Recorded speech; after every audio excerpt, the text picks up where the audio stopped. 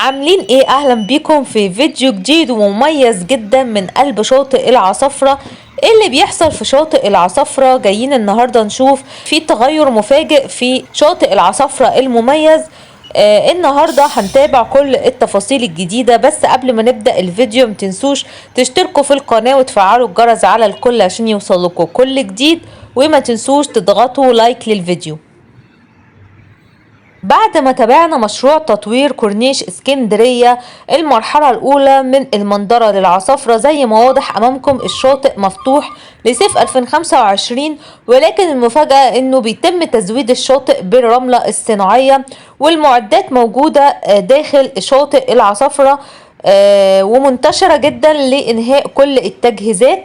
لكن لغاية دلوقتي مفيش خدمات داخل الشاطئ زي الكراسي والشماسي ودورات المياه ووحدة خلع الملابس، ولكن بعد ما يتم تجهيز الشاطئ هيتم إضافة كل الخدمات قبل ما يبدأ موسم الصيف بشكل رسمي.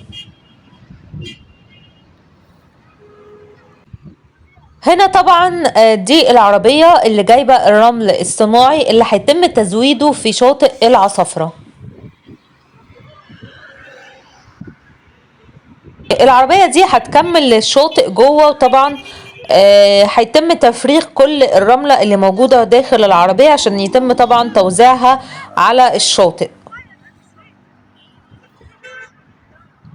كده عربية متجهة للشاطئ نفسه عشان هيتم دلوقتي تفريغ الرملة، وهتشوفوا ده من خلال الفيديو.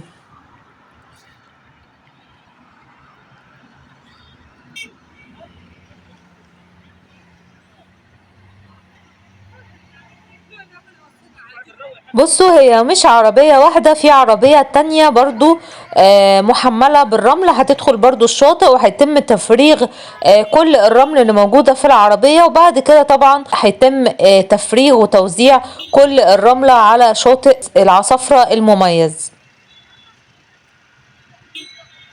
بيتم بقى تجهيز الشاطئ قبل موسم الصيف، صيف 2025، عشان طبعا يكون جاهز في استقبال كل المصيفين، وعشان كده بيتم تجهيز الشاطئ في الوقت الحالي. اما بخصوص سعر تذكرة الدخول حاليا ب30 جنيه بس، لسه مش معروف السعر هيفضل كده ولا هيتغير مع بداية الصيف، وطبعا اول ما اعرف اي تحديث جديد هبلغ حضراتكم بكل جديد.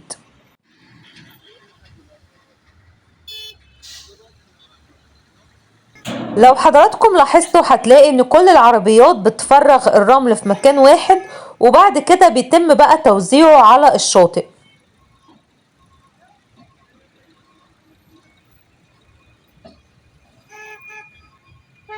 المرحلة الأولى من مشروع توسعة كورنيش اسكندرية خلصت، والطريق من المنظرة للعصافرة بقى جاهز وتم فتحه بعد ما تم عمل البنية التحتية للطريق من منظومة صرف مياه الأمطار وتغيير مواسير الصرف الصحي اللي بقت موجودة في كل شوارع اسكندرية، وتم توسعة طريق الكورنيش ب15 متر داخل البحر عشان يكون طريق كورنيش 5 حارات رايح و5 حارات راجع، وبكده صيف 2025 هيكون بدون أي زحام تماما، ونقدر نستقبل كل المصيفين. شايفين كده كل الرملة اتجمعت في مكان واحد على الشاطئ، وبعد كده هيتم توزيعها بقى على الشاطئ بالكامل، وكده تبقى انتهت مرحلة الرملة، وهنبدأ بقى المفروض في مرحلة إضافة الخدمات للشاطئ عشان طبعا يكون الشاطئ مجهز تماما خلال صيف 2025. بالنسبة لكورنيش ميامي من ضمن المرحلة التانية تم فتح الشاطئ وطريق الكورنيش، وشوفنا الفيديو موجود على القناة، وحاليا جاري العمل على المرحلة التانية من مشروع توسعة كورنيش اسكندرية من ميامي لغاية المحروسة. صيف 2025 هيكون مختلف تماما، وشاطئ العصافرة هيكون جاهز عشان يستقبل كل المصيفين، واحنا معاكم لحظة بلحظة عشان تعرفوا كل ما هو جديد عن شواطئ اسكندرية.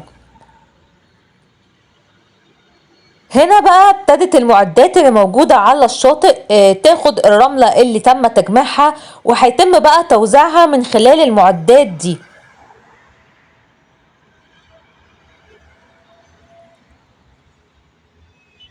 بالنسبة بقى لشواطئ سيدي بشر، هي من ضمن المرحلة الثانية من مشروع توسعة كورنيش اسكندرية. شواطئ ميرامار وإدوارد خراط جاري العمل عليها، وبنأمل إنها تكون موجودة معانا في صيف 2025. ولكن احنا صورناها مع حضراتكم قبل كده وكان فيها شغل، لسه طبعا فيها شغل كتير جدا، لأن تم العمل فيها من آخر شهر 10 اللي فات في صيف 2024. فلسه العمل مستمر في الشاطئ، ولكن احنا بنأمل انها تكون معانا في صيف 2025. وكل الفيديوهات هتلاقوها موجودة على القناة بخصوص شواطئ سيدي بشر. هنا بقى بيتم توزيع الرملة اللي تمت تفريغها على الشاطئ، عشان طبعا هيتم توزيعها على شاطئ العصافرة بالكامل. دي بقى العربيات اللي هتقوم بتوزيع الرملة على الشاطئ.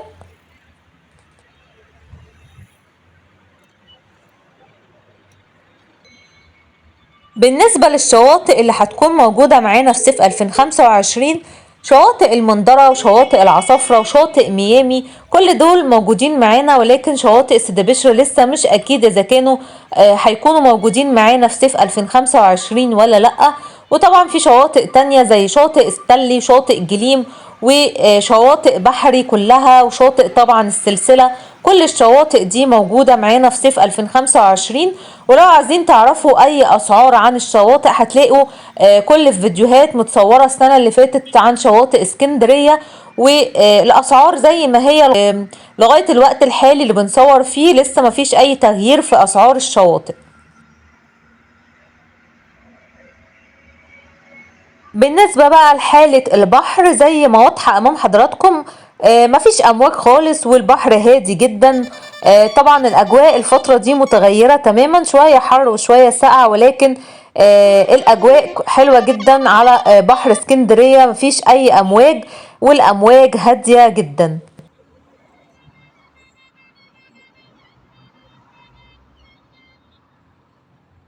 لو حضراتكم من المهتمين بكل الأحداث اللي بتحصل في اسكندرية، ما تنسوش تشتركوا في القناة وتفعلوا الجرس على الكل عشان يوصلكوا كل جديد، وما تنسوش تضغطوا لايك للفيديو.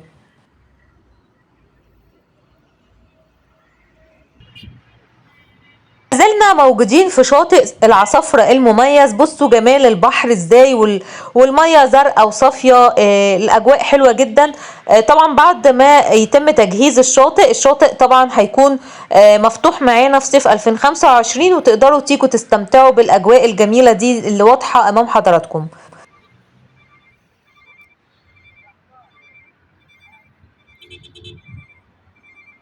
لحد كده خلص الفيديو بتاعنا النهاردة. هتوحشوني جدا جدا لحد الفيديو الجاي. شكرا ليكم ولمتابعتكم، اشوفكم في فيديو جديد. باي باي.